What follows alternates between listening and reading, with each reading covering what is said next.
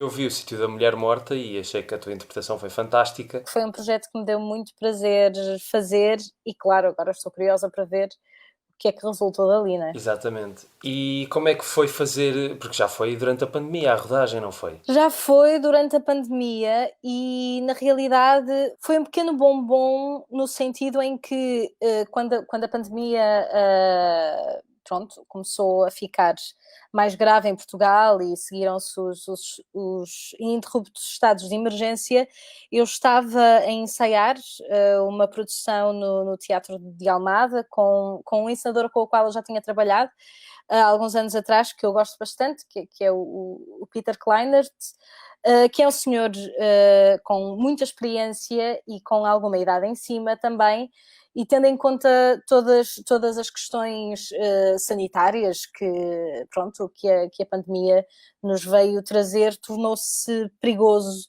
principalmente a nível de saúde, para ele continuar aqui, longe da sua casa, e longe de tudo o que conhece, na realidade, que o Peter não vive cá, vive na Alemanha, em Berlim. E nós estávamos já com o processo de ensaios, ainda na fase inicial, mas, ou seja, já tínhamos começado a levantar material bastante interessante, por volta de 3 semanas, um mês de ensaios, completamente envolvidos naquele universo que, na realidade, a mim, pessoalmente, é aquilo que mais me fascina no meu trabalho enquanto atriz, é essa parte do estudo, do ir buscar coisas aqui e ali e ir preencher um universo cheio de coisas que nos sirvam. E ainda estávamos nesse período de preencher o universo antes de tomar as escolhas, ou de fazer as escolhas, mas então foi parado de um momento para o outro, no intervalo de uma semana, foi falada a possibilidade de parar o projeto e depois paramos. E, e paramos e, na realidade, pronto, foi um choque, porque foram ainda bastantes meses para mim e para bastantes colegas sem qualquer trabalho e até mesmo sem qualquer perspectiva de trabalho, principalmente em teatro. E de repente, pronto, surgiu esta oportunidade através de um casting, audição, conversa com o José Carlos e pronto, e basicamente foi maravilhoso no sentido em que diz-se sempre que é uma expressão que me enerva um bocado, para dizer a verdade, que é que só sentimos falta das coisas quando não as temos. Eu acho que isso não é necessário elas desaparecerem, mas quando desaparecem, e principalmente quando gostamos daquilo que fazemos, e acho que não tem só a ver com gostar, é a minha maneira de me incluir nisto que nós chamamos mundo, é a minha maneira de existir aqui, portanto eu preciso muito de trabalhar para o meu bem-estar e até mesmo para me reconhecer. E de repente, quando aparece essa oportunidade de trabalhar e de trabalhar em algo que eu não tenho assim tanta experiência, que é um trabalho, quer seja para cinema, quer seja para televisão, um trabalho para a câmara, é um meio diferente, em termos técnicos é diferente. Eu acredito que um ator é sempre um ator, mas é diferente é uma nova oportunidade que vem com novos desafios também. E então, pronto, na realidade foi o pequeno presente depois de toda a parte menos boa que a pandemia trouxe. E só por curiosidade, esse projeto de teatro, entretanto, com o desconfinamento que houve, continuou, não continuou? Como é que isso ficou? Está, neste momento, adiado para o próximo ano. Esteve adiado para este ano, lá está, mas seria fevereiro, março, abril, para estrearmos em maio, mas tendo em conta pronto, a questão sanitária que assolou Portugal no início do ano e todo este novo estado de emergência e bastante preocupante, o teatro e o encenador decidiram adiar por mais um ano para ser mais, não só seguro, mas também confortável para nós poder, porque é uma produção com muita gente, com muitos atores, a equipa criativa é gigante e pronto, decidiu-se adiar mais um ano. para 2022. Estavas a falar da questão daquilo que mais gostas na tua profissão, é o facto de poderes viver a personagem daquela forma que o teatro permite, ir trabalhando, ir buscando as referências aqui e ali. E eu fiquei curioso para perceber o que é que podes dizer sobre essa personagem em particular que estavas a trabalhar e que estava a dar tanto gozo nesse processo. No processo de teatro, dizes? Sim, nesta peça que tu estavas a falar, sim. No Teatro de Almada, sim. Nós estávamos a trabalhar sobre, a partir de A Noite de Reis, do Shakespeare, e na realidade estávamos a tentar, porque também é um traço bastante marcante no trabalho do Peter, sempre tentar estabelecer pontes entre clássicos, por exemplo, o espetáculo anterior que tinha feito com ele era A Boa Alma de Szechuan, do Brecht, e tanto nessa produção como nesta, ele tenta sempre fazer pontes entre aquele texto, aquelas ideias, com universos que nos são mais próximos, podemos dizer mais contemporâneos, mais rotineiros da nossa vida cotidiana. A construção do universo ainda estava a passar muito pelo perceber o pensamento que nos interessava e as ideias que eram despertadas, mais do que a construção especial, ou seja, mais essa fase, por exemplo, que para mim já é uma segunda fase de fazer escolhas do que é que serve ou não serve aquela personagem em específico. E então as ideias que nós estávamos a levantar têm muito a ver com esta trend, por exemplo, das redes sociais, do good vibes only, por exemplo, o quão vivemos para aparentar uma felicidade, ou seja, vivemos muito, pareceu-nos a nós, ou seja, isto é sempre assumir um ponto de vista, não é dizer tipo as coisas são assim ou assado. Do nosso ponto de vista, pareceu-nos que hoje em dia vivíamos muito ligados com a forma da felicidade, ou o parecer da felicidade e do bem-estar, mais do que perceber o que é que isso é, mais do que estar como dizer, partindo desta ideia de querer almejar sempre uma felicidade, este bem-estar, este good vibes only, como uma capa que depois, na realidade, vai mascarar a nossa necessidade, a nossa verdadeira necessidade de sermos vistos como somos, e nós não temos só good vibes only. E a mim até me parece, lá está, mais uma vez a minha opinião pessoal e intransmissível, de que os nossos lados mais sombrios, mais assustadores e até mais misteriosos fazem da vida mais interessante e da nossa existência, quer individual, quer coletiva, mais interessante. E na realidade nós necessitamos, enquanto seres humanos, mesmo biologicamente, fisiologicamente, de pertencer a uma comunidade. Precisamos de estabelecer relações. Mesmo o desenvolvimento da nossa espécie está muito ligado com essa necessidade de pertencermos a algo maior. E depois o que vamos perceber neste mundo encantado das good vibes only, é tudo incrível, fantástico, somos todos super, hiper, mega ricos e lindos e tudo maravilhoso, temos empregos incríveis. Há coisas que nos faltam, há vazios que muitas vezes nós temos medo de ver, e então nós fomos tentando identificar dentro das pistas que o texto nos vai dando, ou seja, a busca daquelas personagens muitas vezes não é de um bem-estar equilibrado e real, é muitas vezes a procura desse ideal inatingível. E estão sempre, de grande parte das vezes e aquilo é uma comédia na realidade, estão sempre insatisfeitas, há sempre qualquer coisa, porque estão à procura desse ideal, daquilo que lhes foi dito, que eles devem almejar, mas que muitas vezes não é transponível para a vida real. E isso foi o que mais nos interessou, ou seja, obviamente o texto desperta muitas outras coisas, mas esta ideia daquilo que parece e daquilo que é aquilo que nós queremos, mas será que nós desejamos aquilo que e, efetivamente se vai traduzir no nosso bem-estar? Ou nós desejamos um ideal que foi construído por nós, mas muitas vezes de mensagens que nos vêm de fora daquilo que nós devemos querer? Então o que é que nós desejamos, o que é que nós queremos? É um pouco por aí. Sim, sim, fizeste um bom pitch da ideia da encenação.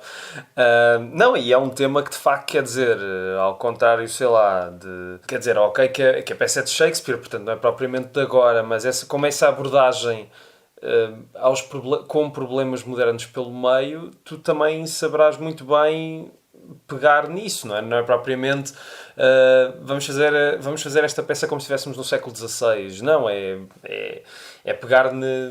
O que eu quero dizer com isto, com este emaranhado de palavras, é que tu própria sabes o que são as redes sociais, porque tens redes sociais e sabes o efeito pernicioso que elas têm.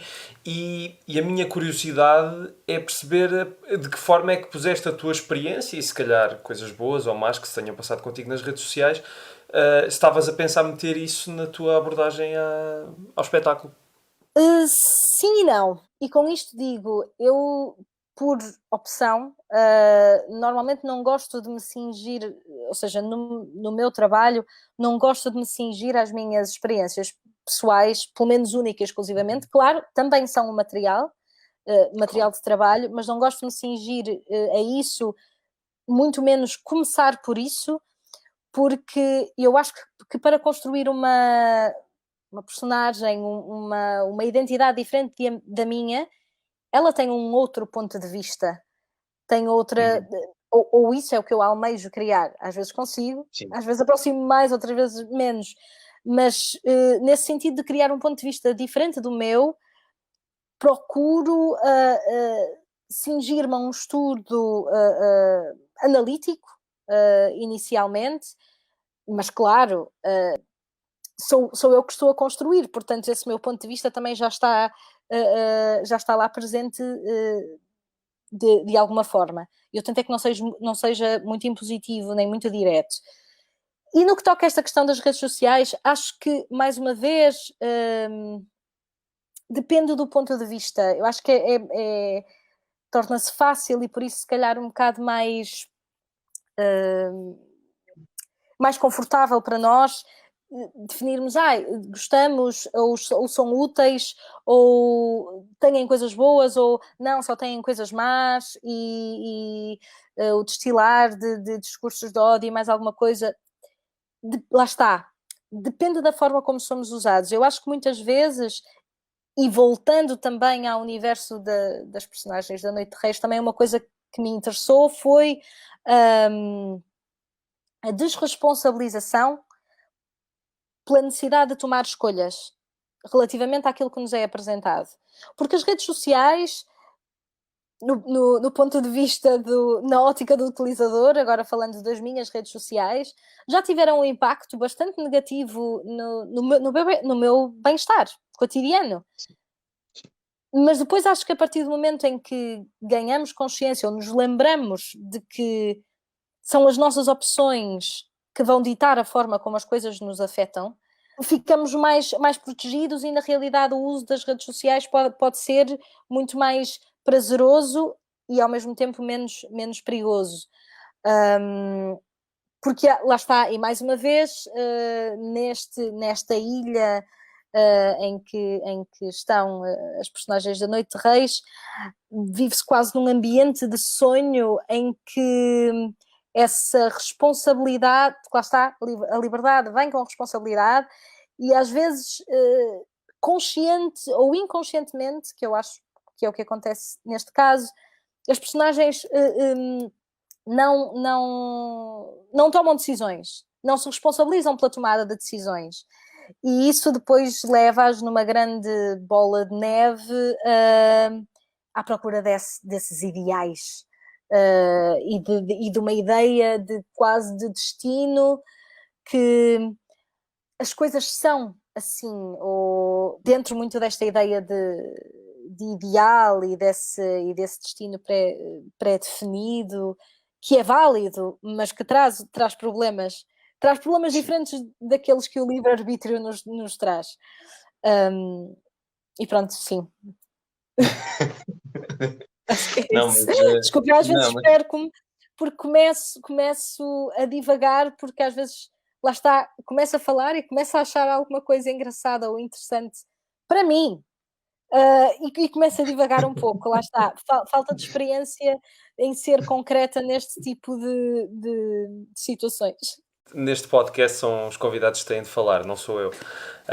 E o que tu disseste, de facto, é muito bem apontado e eu agora estava-me a lembrar, por causa disto das redes sociais, epá, pronto, isto é meter a atualidade aqui ao barulho, mas deves ter tido conhecimento daquela polémica que houve por causa de uma filha de uma apresentadora, nem sei quem foi. Eu sei que isto não tem nada a ver, mas lembrei-me porque estávamos a falar das redes sociais. Aquela filha da apresentadora que, ou não sei se conseguiu um papel ou conseguiu um casting, ou lá o que foi, já Sim, não. eu sei do que falas. Sim. E é daquela tipo de coisas que tu andas a batalhar por uma oportunidade e tu, pelo que vi pelo teu currículo, tens toda e qualquer formação que se poderia ter. Estudaste para isso, trabalhaste para isso e de repente há uma pessoa qualquer que chega do nada e tem aquela oportunidade que tu nunca tiveste. E eu sei que isto se calhar é um bocado dramático estar a falar disto agora, mas estávamos já num mood tão já negro por causa da questão do lado negativo das redes sociais que me lembrei de falar disso. Sim, eu acho que nesse tipo de questões, eu opto sempre por caminhar sobre essas problemáticas com pezinhos de lã, no sentido em que, a vida, e sim, sou bastante jovem, mas a vida já me foi ensinando de que, na grande maioria das vezes, as problemáticas são sempre mais complexas do que aquilo que aparentam. E o que eu acho, por exemplo, e vou pegar apenas num ponto relativamente à minha opinião sobre essa situação de sim, daquilo que eu sei, uma filha de uma apresentadora ter sido escolhida para protagonizar uma telenovela, uma série de televisão, isso, os pormenores já não sei bem. O que é problemático, quero já fazer essa chega, porque eu acho que muitas vezes nós apressamos-nos a dar opiniões antes de termos acesso a uma quantidade de informação confortável para tecer opiniões informadas. Dito isto, mais do que essa questão em particular, desta pessoa específica que foi escolhida por aquela pessoa específica para fazer aquele trabalho específico, acho que é importante darmos um passo atrás e perceber porquê que estas situações acontecem. Ora, eu acho que estas situações acontecem porque, de facto, existe uma grande confusão e falta de informação sobre o que é, e eu falo com mais propriedade sobre o que é ser atriz. Existem muitos outros artistas, intérpretes, muitas outras áreas no setor cultural, mas falo com mais propriedade no que toca à minha profissão, e acho que há um grande desconhecimento do que é a profissão em si. Eu vejo isso diretamente através dos meus pais, por exemplo, que surpreendem-se muito com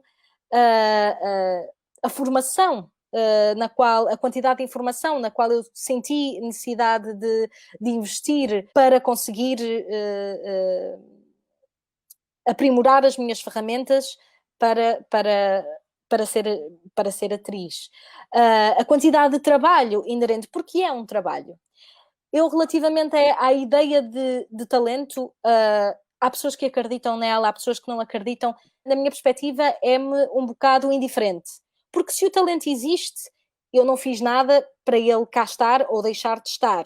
E se ele existir, não invalida aquilo que efetivamente eu tenho que fazer, que é trabalhar sobre as minhas ideias, sobre as técnicas, sobre as minhas ferramentas de atriz, que englobam uma série de coisas, quer conhecimento não só da história de teatro, do teatro, mas história em geral. Na realidade, é possível usar tudo, eu acredito que é possível usar tudo na profissão que eu faço, mas há conhecimentos básicos e critérios básicos, o conhecimento de diversas técnicas, depois como usas ou não usas é a tua perspectiva, o desenvolvimento da tua sensibilidade enquanto indivíduo que depois se traduzirá enquanto intérprete. E a minha questão muitas vezes é: quem é que define? Não o que é um ator, porque é difícil de o fazer, principalmente neste setor. Mas existem outros setores que criaram ordens, por exemplo, ordem dos médicos, ordem dos advogados, em que os profissionais são avaliados pelos seus pares, tendo em conta critérios específicos, mais uma vez, setores diferentes, critérios diferentes, e o critério dentro das artes do espetáculo e da cultura em geral é difícil de determinar limites concretos, mas eu acho que vale a pena esse esforço. Acho que vale a pena o esforço de voltar a pensar no que é a possibilidade de uma carteira profissional, de qual é que é o estatuto do Sindicato dos Trabalhadores do Espetáculo e o poder efetivo que tem junto do poder político para defender, porque uma coisa nós estamos a falar sobre afinidades artísticas, ou gostamos ou não gostamos. Outra coisa nós estamos a falar, porque eu antes de ser atriz eu sou pessoa, eu sou trabalhadora da cultura, e eu tenho necessidades básicas ao meu bem-estar e à minha sobrevivência. E é sobre isso que nós estamos a falar. E isso eu acho que é mais fácil de definir e de legislar. As condições de trabalho, que inclui também a escolha e os critérios que são utilizados para a avaliação de cada profissional e do trabalho de cada profissional, que depois eventualmente irão resultar em oportunidades de trabalho diversas. Mas eu acho que é aí que se deve centrar a discussão, em definir esses critérios básicos, essas condições de trabalho, mais do que se tem talento ou não, ou se merece estar ali ou não. É mais um caso. Sim. Se nós não dermos este passo atrás e não fizermos este trabalho difícil, doloroso, subjetivo, é muito difícil ter concretude no estabelecimento destas diretrizes.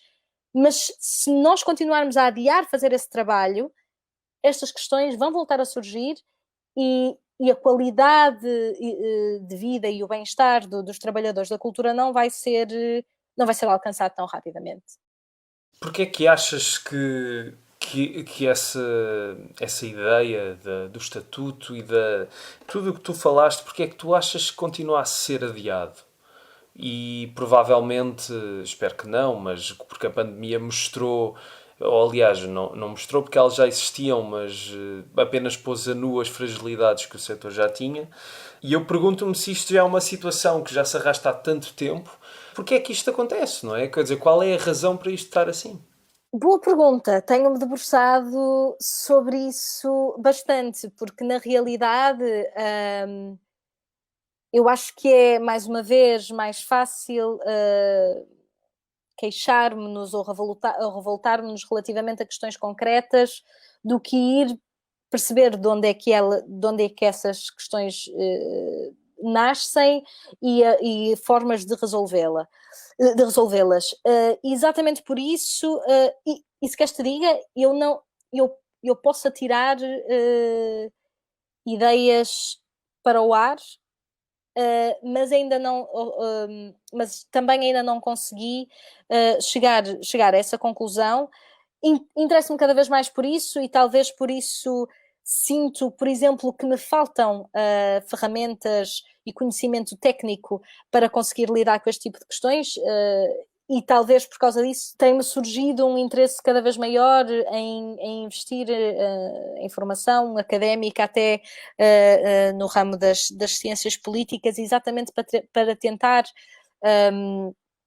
adquirir esse conhecimento técnico que me falta para tentar criar soluções ou esboços de soluções que sejam fazíveis e concretas, mas na realidade, porque eu acho que muitas vezes é isso que falta vontade política, porque a cultura só por si não dá eleições, e isso é uma questão muito pragmática e que, infelizmente, apesar de o direito não só à criação, mas ao usufruto da cultura estar salvaguardado na nossa Constituição, não lhe é dado a devida importância.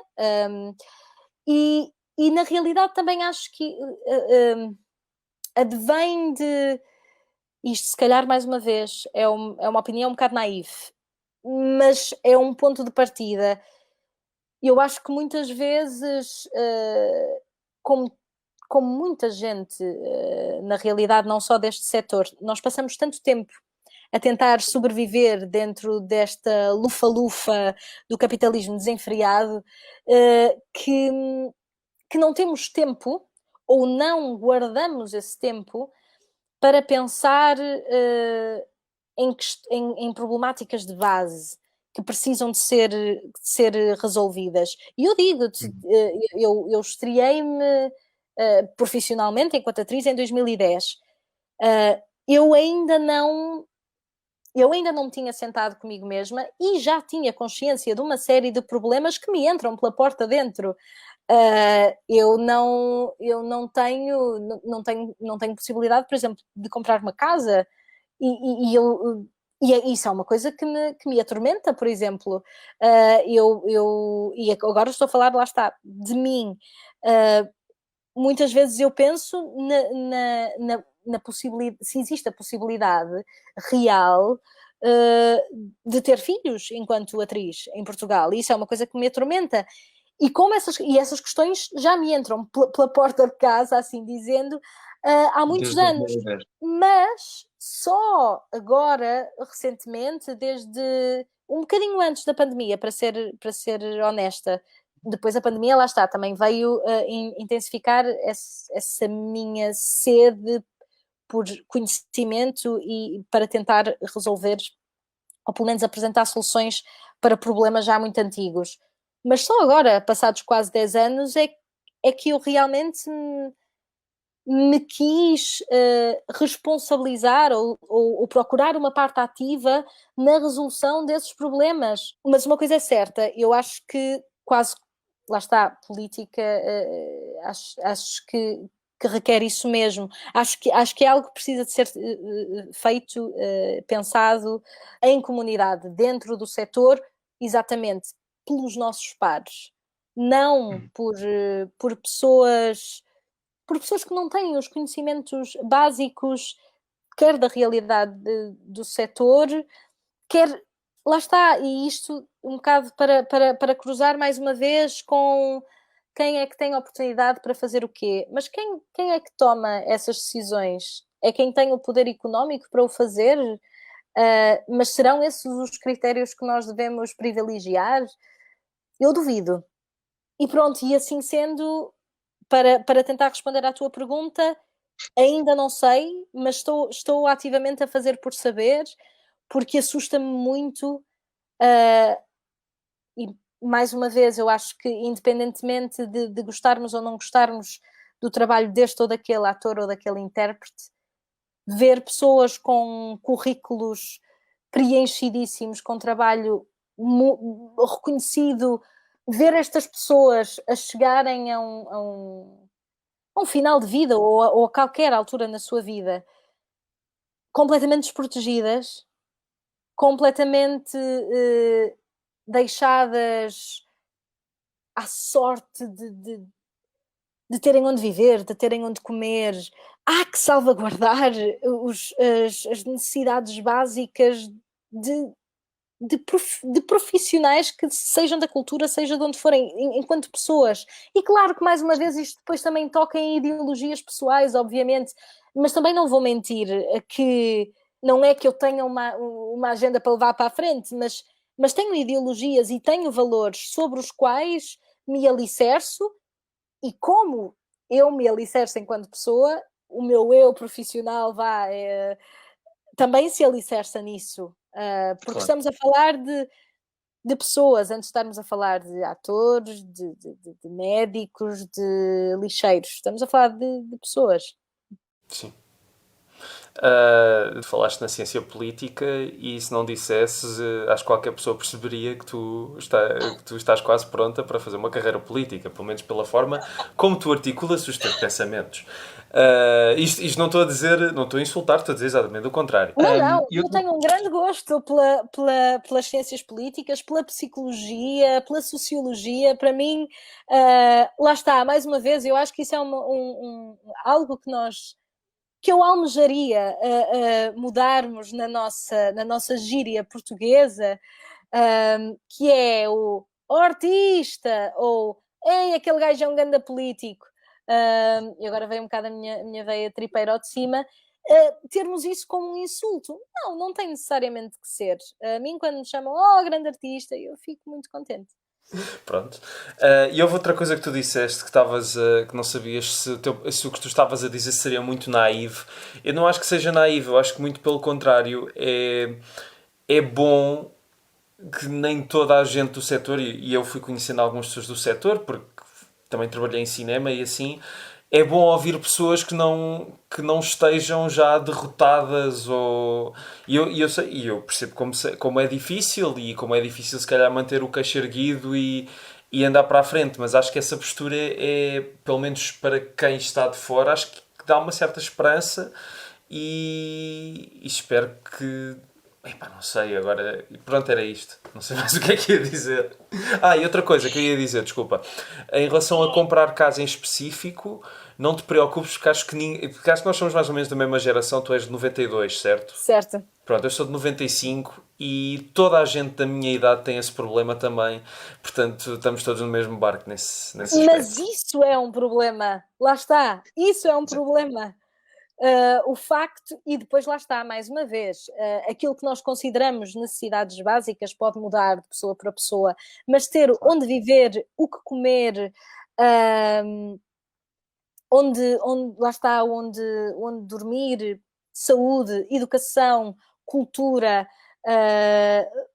liberdade de expressão, de opinião, para mim são direitos básicos que se alicerçam, lá está, numa ideologia maior, porque eu acho que no limite, e isto sem me querer afastar muito da tua moderação. Vai por aí. Eu acho que no limite tem a ver, e isso, mais uma vez, é subjetivo, mas tem a ver com a forma como tu vês a vida. Eu não tenho nenhum credo. Admiro muitos credos diferentes, coisas diferentes, em credos diferentes. Tenho uma grande paixão pelo islamismo, mas também uma grande admiração pela figura de Cristo. Mas eu acho que no limite tudo começa, as nossas ideias todas, tudo começa a partir da ideia de o que é a vida, ou o que é que nós esperamos da vida, o que é que nós achamos que a vida deve ser. E é uma pergunta super complexa, mas de uma forma super simplória também. Para mim é privilegiar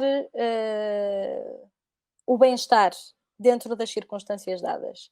E é uma coisa muito engraçada, ou seja, dar a possibilidade a cada um de nós de ir existindo com os seus desejos e com os seus medos nas circunstâncias dadas. Alicerçado, lá está, nesse almejar de um bem-estar que não é uma coisa que é um bem adquirido ou que seja constante, mas pelo menos essa possibilidade. E acho que muitas vezes se calhar há muita gente que não concorda comigo, se calhar é isso, mas muitas vezes eu olho à minha volta e penso, mas o que é que isto contribui? Isto que estás a fazer, ou mesmo enquanto comunidade, ou enquanto sociedade, isto que estamos a fazer, em que medida é que contribui para o bem-estar comum? E lá está, e tenho-me debruçado também muito sobre isso. Eu acho que se calhar por causa de um livro que eu ando a ler, que se chama Together, que é do Vivek Murthy, que fala sobre esta questão, sobre as relações e sobre a nossa necessidade, tal como a comida, o sono, a atividade física, a nossa necessidade de comunhão, de nos relacionarmos enquanto comunidade. E isso afeta-nos a nossa saúde fisiológica. E muitas vezes nós esquecemos-nos disso, eu acho. E também por isso, mais uma vez para tentar ali o círculo perfeito, por isso é que eu acho que também que a cultura é tão importante. Porque resgata esse sentido de comunhão, de possibilidade de comunicação, de compaixão, que nos é essencial enquanto espécie. Sim. Pegaste aí na questão de não teres um credo, mas admirares o islamismo e a figura de Cristo, e eu fiquei principalmente curioso para saber o que é que tu admiras no islamismo, mesmo por... Eu não sou uma pessoa crente neste momento, não sei se daqui a uns anos serei, já estive no catolicismo há muito tempo, acho como a maior parte dos portugueses, incidental ou acidentalmente, mas gostava de saber o que é que te fascina no islamismo. Há uma coisa... e se calhar, mais uma vez, eu acho... Como é que é de explicar isto? Aquilo que me interessa, eu já sei a priori que me interessa por causa da relação que eu estabeleço com aquilo, com o que quer que seja. E há um sentido que eu acredito que também existe no cristianismo, mas há uma noção de ritual que passa muito, não só pela celebração, por exemplo, como no cristianismo, a questão da Eucaristia. Não, é uma série de rituais mais num universo pessoal. A questão do jejum no Ramadão, a questão de todos dos pequenos rituais cotidianos que na realidade têm uma importância extrema na nossa vida, muito mais do que aquilo às vezes que nós nos lembramos. A questão, por exemplo, do asseio antes de falar, antes de rezar. São pequenos rituais que eu fui, e mais uma vez, isto tem a ver com a relação que eu estabeleci, se calhar na altura em que eu comecei a pesquisar sobre o assunto e que me desafiei a ler o Alcorão, a forma como eu fui, porque na realidade é isto, eu acho que é uma história, para mim é uma história, é uma obra, e a importância que aquilo tem ou não vai depender da relação que estabelece comigo na altura em que eu estabeleço, lá está o contacto com ela.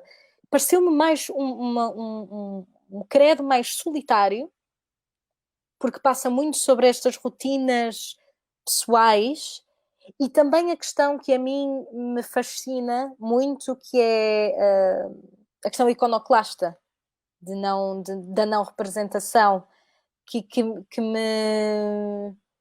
me fascina, porque quase que encerra um mistério maior, e os mistérios, lá está, eu acho que também faz parte um bocado da natureza humana, mas os mistérios é aquilo que me permanece, que me faz permanecer ligada ao que quer que seja, as coisas que eu ainda não percebo, ou que ainda não percebo completamente, que não controlo, há ali um mistério qualquer, para além de depois todo o universo da cultura árabe também ser uma coisa que me fascina bastante, a sonoridade da língua também me fascina, mas lá está, mais uma vez, eu vou tocando aqui ou ali. Por exemplo, há uma coisa que é muitas vezes perguntada, mesmo às vezes entre amigos, que é: qual é que é não sei o que é preferido? Qual é que é o teu prato preferido? Qual é que é o teu filme preferido? Qual é que é... Eu nunca sei responder a isso.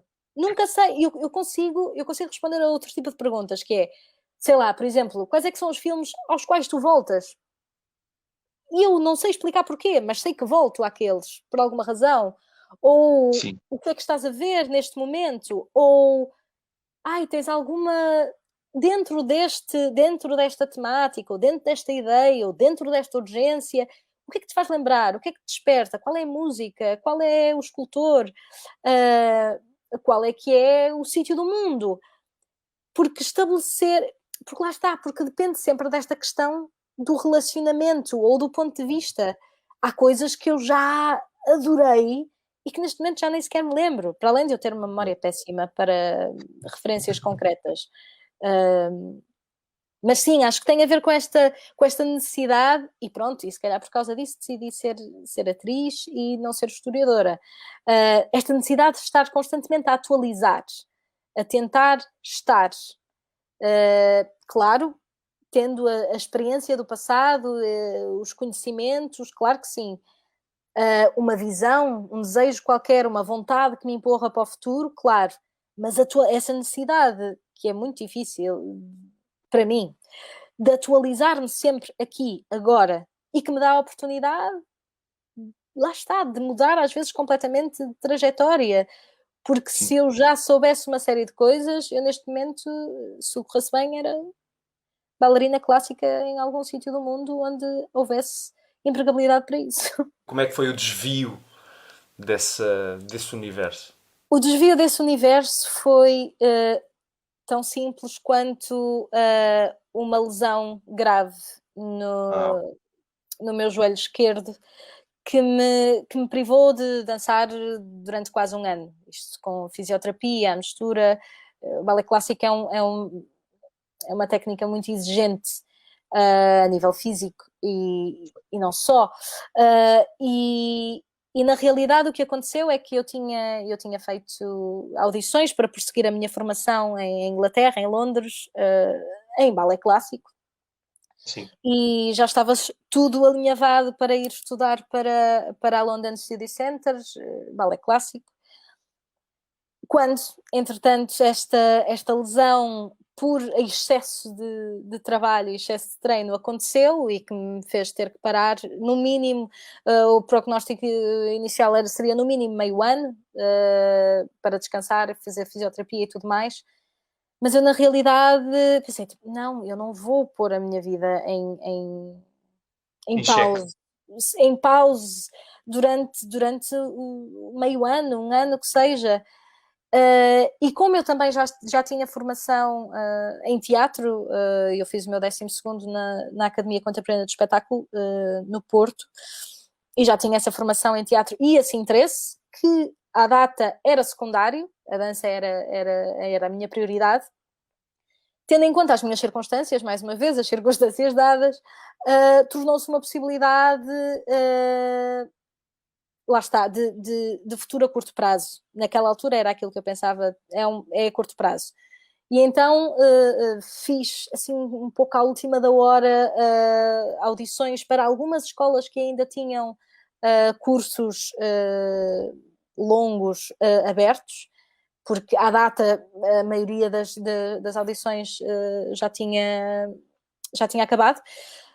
E então consegui e fui estudar durante um ano de uma forma mais aprofundada a técnica do Stanislavski em Londres. Lá fiquei, que foi a primeira vez que eu saí da casa dos meus pais, o que também nos dá mais tempo connosco, o que nos permite conhecermos melhor, e isso eu acho que para toda a gente, mas para um ator, teres conhecimento de qual é que é a tua ferramenta base é bastante útil. E foi pronto, a primeira vez que eu aprofundei uma técnica que só tinha estudado pouco tempo, não com a mesma profundidade cá em Portugal. Retirei muitas coisas boas, sim, mas regra geral não.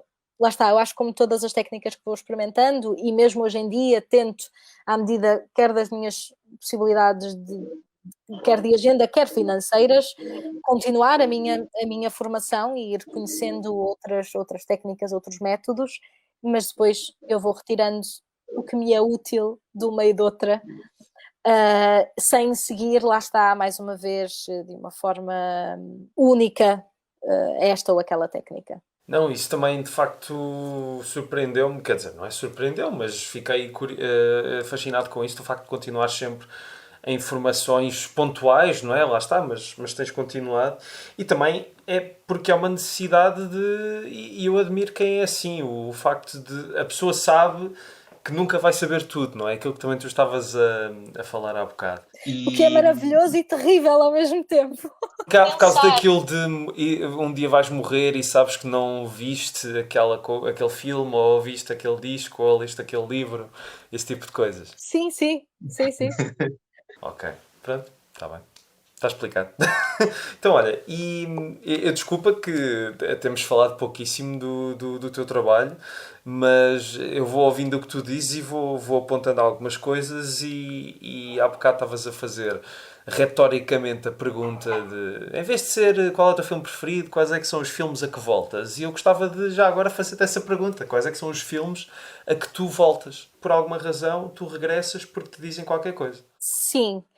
Eu acho que aquele que volto mais vezes, e se me perguntares porquê, eu cada vez que lá volto encontro uma razão diferente para lá voltar. Já lá voltei por questões relacionadas única e exclusivamente com trabalho, com pesquisa, mas volto às vezes, lá está, por alguma razão que eu não sei explicar, à Morte em Veneza do Visconti. Volto várias vezes. Não sei se prende com essa impossibilidade de. Há sempre barreiras de comunicação.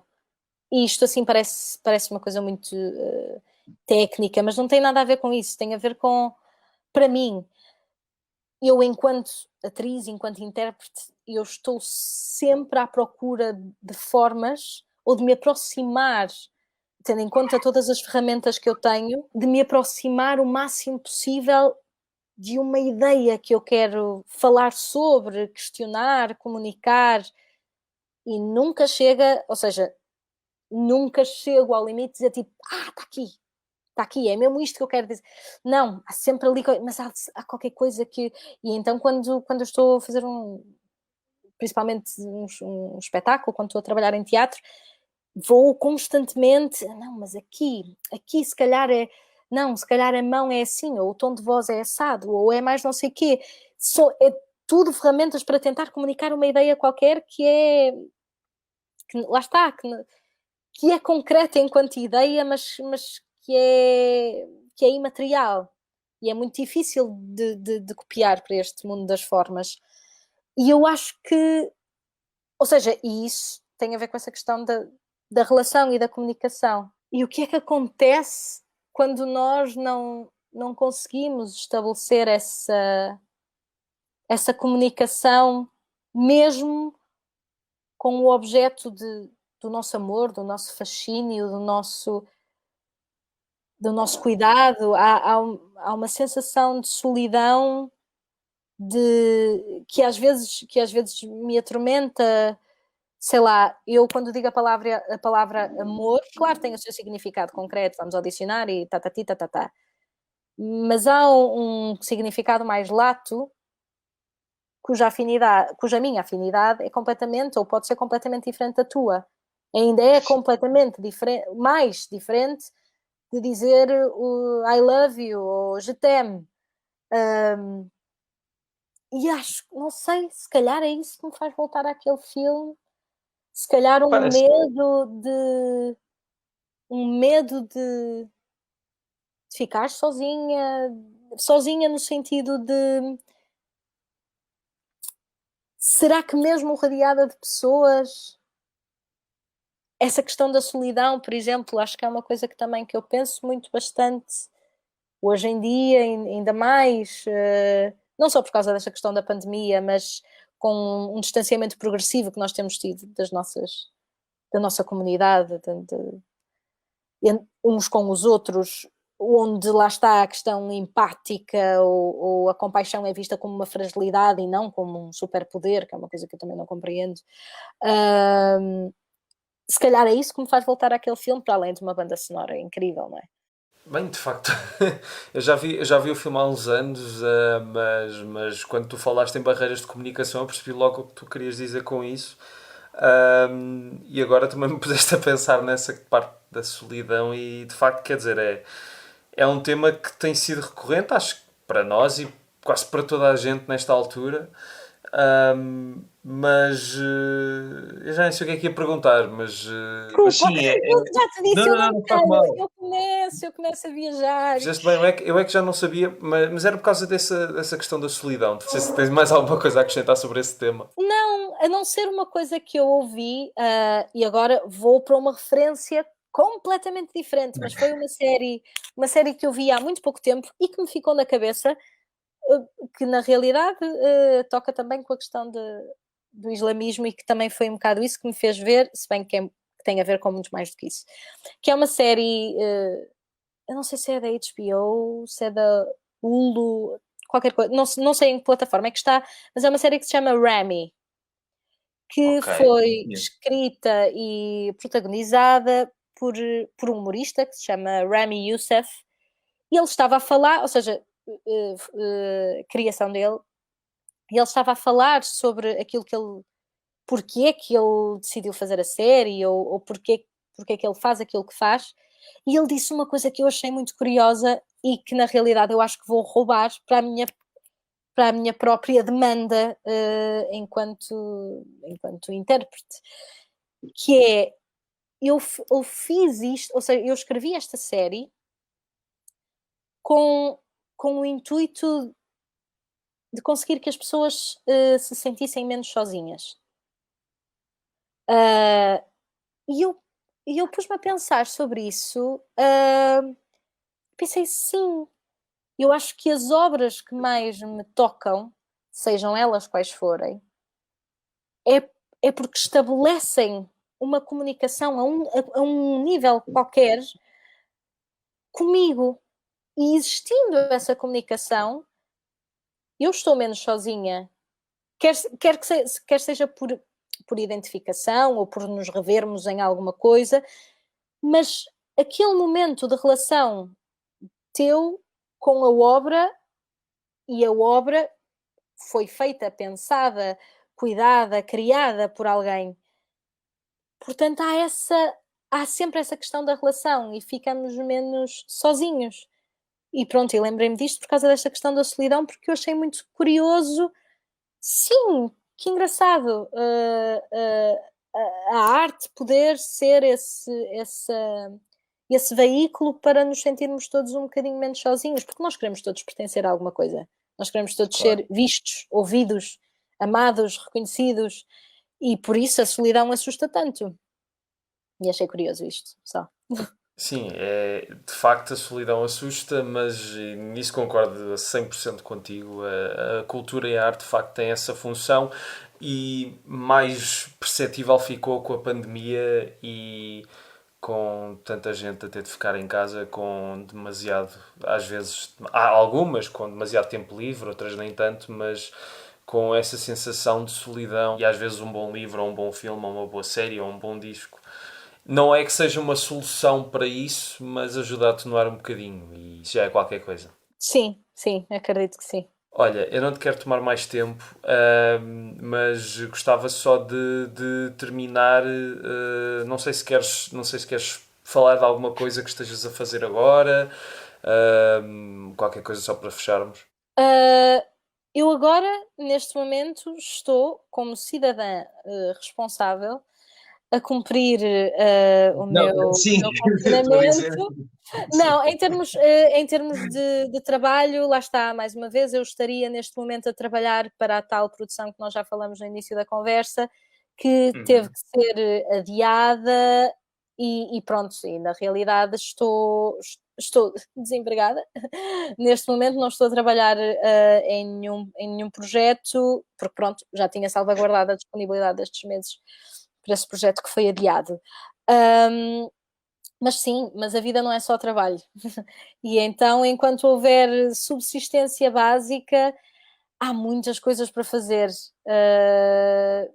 Claro que, obviamente, lá está, mais uma vez, principalmente por questões financeiras, assusta e porque, obviamente, sou uma pessoa mais feliz a trabalhar e a fazer aquilo que quero, mas acho importante também aquilo que eu chamo pré-época, de estarmos connosco a cuidar de lá está das nossas ferramentas, das nossas bases, a perceber o que é estar connosco, para depois, eventualmente, lá está, se tudo correr bem, voltar a trabalhar e e não levar exaustão comigo, levar frescura, levar disponibilidade.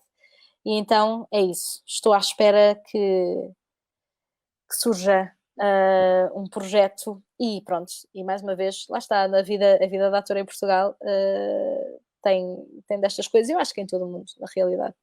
É o estatuto intermitente, aquele que nós tanto pedimos. Portanto, neste Sim. momento não estou com nenhum projeto em mãos, mas a aguardar. Não, era só para saber, mas ainda bem que estás a aguardar e acredito que vai aparecer muita coisa. Beatriz, olha, foi mesmo um prazer, obrigadíssimo. Olha, obrigada.